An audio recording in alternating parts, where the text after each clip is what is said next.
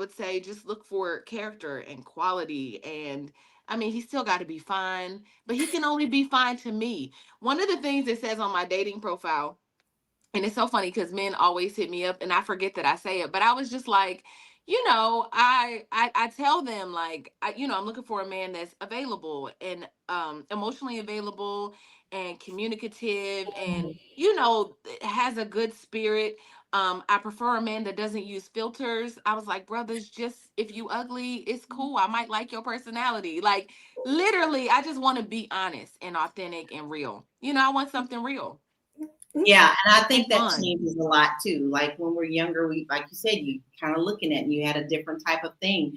But you know what? To me, it just matters what you are inside and how you treat me. And I've always been teased because I would like the guy who was the nerdy one in high school or whatever. I was always the one who liked the weird stuff. And as y'all can see, I'm showing my 54. Whew, Lord Jesus. I've been here for done. I'm burning up. So that just happens as a part of life.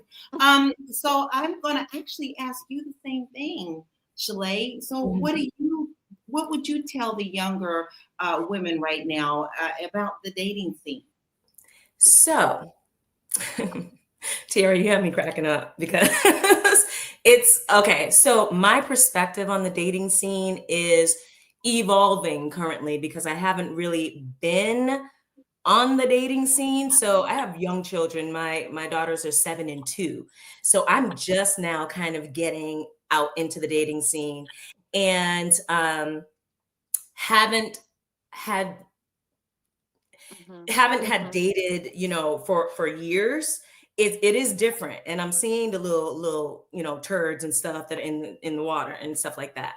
And I think that it's an interesting thing because on one hand, I'm an optimist. I'm optimistic. I'm like, this is gonna be great. I'm in my prime, so I know there are men out there who are in their prime, who are emotionally available and financially stable and want to come into a relationship and want to love a woman in a healthy way.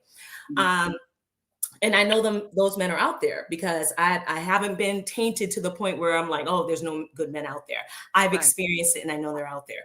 But then on the other hand, so I kind of just went through kind of like a dating situation where everything is not as it seems. And it's so important to slow things down. This is the advice that I'm going to give from what I just kind of experienced. Slow things down. Sometimes things can seem like, oh my goodness, this is everything that I wanted, but remembering that the devil listening to what you want too. So slow things down.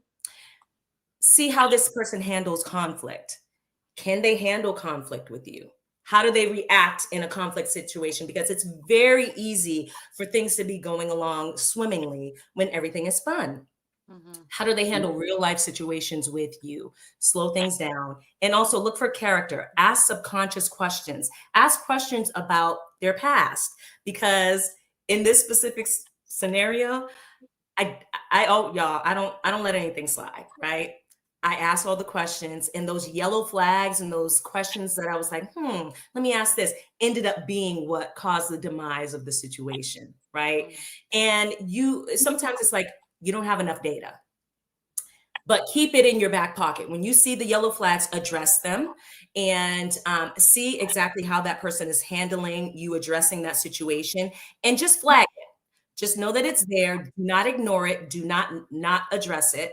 Flag it because things that were yellow flags ended up being the red flags, right? But you don't know that in the beginning until you have enough experience with that person to be like, oh, this is a pattern.